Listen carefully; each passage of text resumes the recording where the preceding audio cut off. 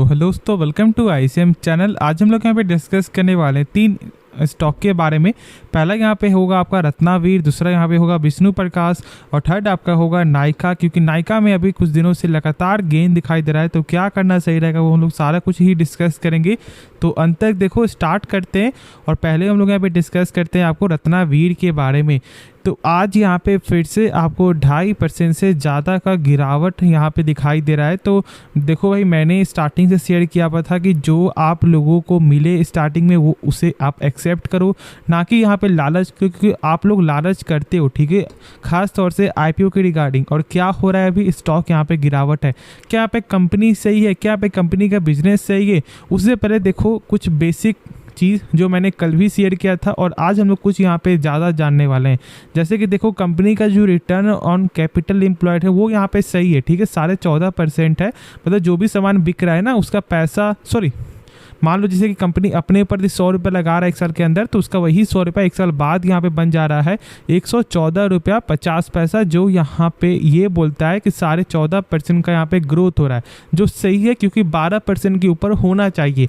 लेकिन यहाँ पे जो सबसे गौर करने वाली बात है वो यहाँ पे है डेब्ट टू इक्विटी, जो यहाँ पे है 2.14। जानते हो, 1 से कम होना चाहिए और यहाँ पे 2 से ज़्यादा दिखाई दे रहा है।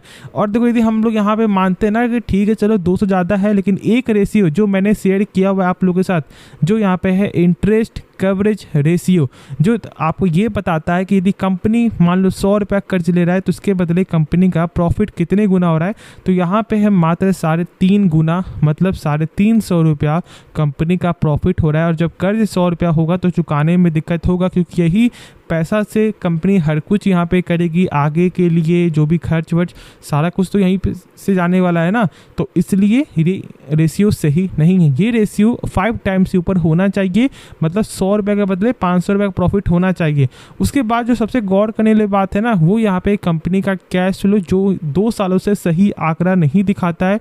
मतलब जो सामान बिक रहा है उसका पैसा यहाँ पे रिटर्न नहीं आ रहा है, माइनस में देख रहे हो, प्लस है ही नहीं। तो हम लोग यहाँ पे क्या चेकआउट करें? लेकिन यदि प्लस होता तो फिर आप लोग कैसे यहाँ पे चेकआउट करते? तो जैसे कि मान लो यहाँ पर ये होता 20 करोड़, ठीक है, तो इस 20 नंबर से कम होना चाहिए टोटल प्रॉफिट, जो यहाँ पर आपको दिखाई तो देता है, लेकिन ऐसे यहाँ पे ओवरऑल जो है कंपनी का सही नहीं है, माइनस में ही है।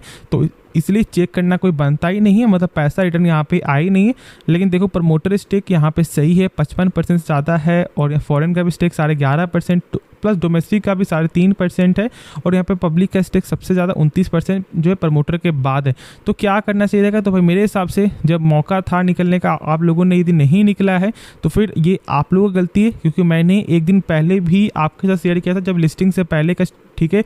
और मैं इसलिए आपको हर आईपीओ जब लिस्टिंग होता है उससे पहले एक दिन पहले मैं वीडियो बना देता हूँ, कि आप गलती ना करें। बहुत लोग ऐसा होते हैं कि जो नए मार्केट में आते हैं और वो पहली बार उनको आईपीओ मिलता है, तो उनको इसके बारे में सही से नॉलेज नहीं होता है। और मैं इसलिए आपको हर आईपीओ के पहले एक बार ज़रूर से आप टाइम निकाल के मेरा वीडियो चेकआउट कर लेना, जिससे आप लोगों को सही से समझ में आ जाए। तो कोई दिक्कत वाली बात नहीं, अभी भी जो मिल रहा है उससे यहाँ पे एक्सेप्ट करो, ना कि यहाँ पे लालच करो, वरना शायद ऐसा हो सकता है शायद यहाँ पे थोड़ा और ये करेक्ट हो जाए। तो चलो फिर यहाँ पे नेक्स्ट स्टॉक के बारे में जानते हैं, जिसका नाम है विष्णु प्रकाश। ये एक अच्छी कंपनी है। देखो, मानो या फिर ना मानो, लॉन्ग टर्म के बेसिस से हम लोग ये बोल सकते हैं कि कंपनी का बिजनेस यहाँ पे ग्रोथेबल है, ठीक है। लेकिन क्या यहाँ पे आप लोगों ने बुक किया? तो शायद ऐसा हो सकता है कि बहुत लोग यहाँ पे बुक नहीं किया होगा, लेकिन कंपनी सही है, ठीक है, कंपनी का बिजनेस यहाँ पे सही है। देखो, जैसे कि यहाँ पे देखो, कंपनी का रिटर्न ऑन कैपिटल एम्प्लॉयड, जो यहाँ पे साफ तौर से ये दिखा देता है कि हाँ कंपनी वेल स्ट्रॉन्ग है।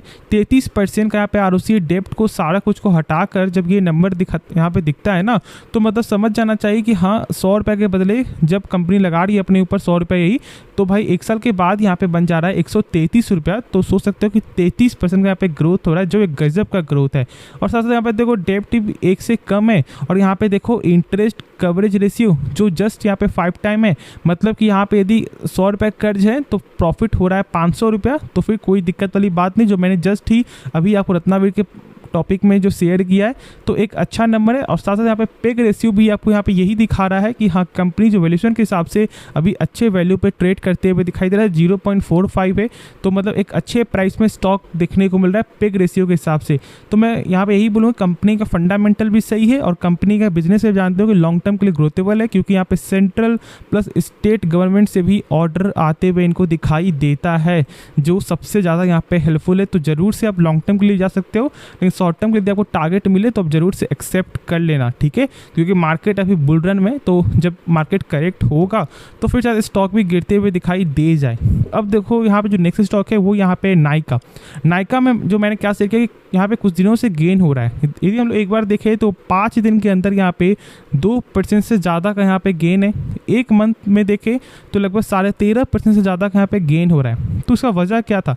देखो यहाँ पे सबसे पहले जो गिरावट का वजह था वो था यहाँ पे ब्लॉक डील। जब जैसे यहाँ पे ब्लॉक डील का न्यूज़ आता है स्टॉक यहाँ पे गिर गया था, शायद आप लोगों को यहाँ पे याद है या फिर नहीं है। उसके बाद अभी स्टॉक में कुछ दिनों से एक अच्छा गेन दिखाई दे रहा है। तो क्या करना सही है? क्या हम लोग यहाँ पे इन्वेस्ट कर सकते हैं? देखो मैं यहाँ पे बता दूं कि लॉन्ग टर्म के बेसिस से आपको एक चीज़ यहाँ पे जरूर समझना है कि अभी कंपनी का प्रॉफिट मार्जिन यहाँ पे कम हो रहा है। अब देखो बिजनेस खराब नहीं है, अभी प्रॉफिट मार्जिन कम इसलिए हो रहा है क्योंकि जानते हो कि भाई नाइका के आगे 2 बड़ी कंपनी है, फ्लिपकार्ट है प्लस आपका अमेजोन है, एक जियांट कंपनी है।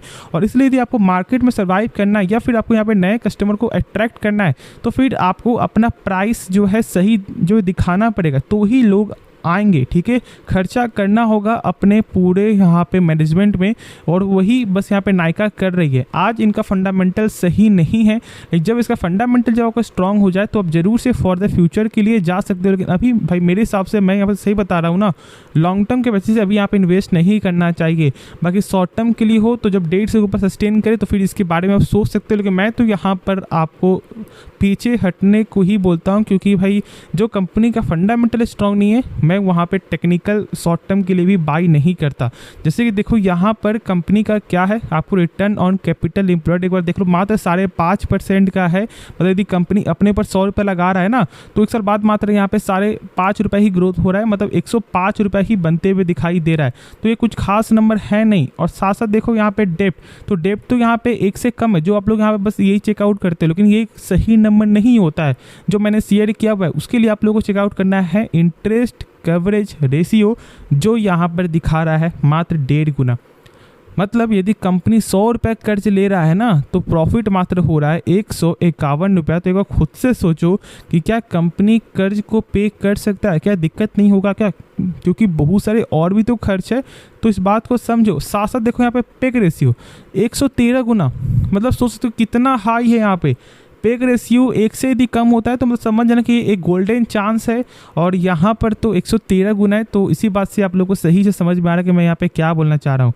बाकी कुछ और भी यहाँ पे पैरामीटर इनका सही नहीं है, कैश साइकिल भी इनका सही नहीं है। मतलब जहाँ से कंपनी सामान ला रही है, जहाँ से कंपनी सामान बेच रही है, देखो जो बेच रही है उसका पैसा तो यहाँ पे तुरंत आ जा रहा है, ठीक है, लेकिन ऐसे यहाँ पर जो सामान बिक रहा है और जो आपको जहाँ से सामान ला रही है, सारा प्रोसेस यहाँ पे होने में 106 दिन यहाँ पे लग जाता है इनके हाथ में पैसा आने तक, ठीक है। तो एक लंबा प्रोसेस यहाँ पे जो सही नहीं है। कैश साइकिल जितना कम होता है उतना ही कंपनी के लिए बेस्ट है, जो यहाँ पे सही चीज़ नहीं दर्शाता। देखो सेल्स तो यहाँ पे लगातार गेन हो रहा है, प्रॉफिट थोड़ा यहाँ पे फ्लक्चुएट है ड्यू टू मार्जिन।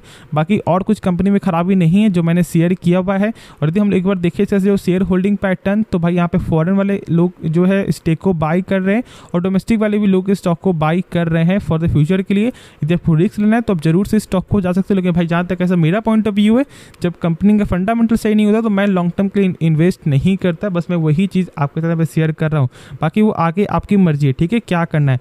बाकी जो डाउट बच्चे वो आप कमेंट में ज़रूर से पूछो, और होप ये वीडियो आप लोगों को पसंद आएगा। आप इस वीडियो को लाइक कर सकते हो और साथ साथ इस चैनल को भी आप लोग सब्सक्राइब कर सकते हो। तो मिलते हैं नेक्स्ट वीडियो में, तो तब तक के लिए धन्यवाद।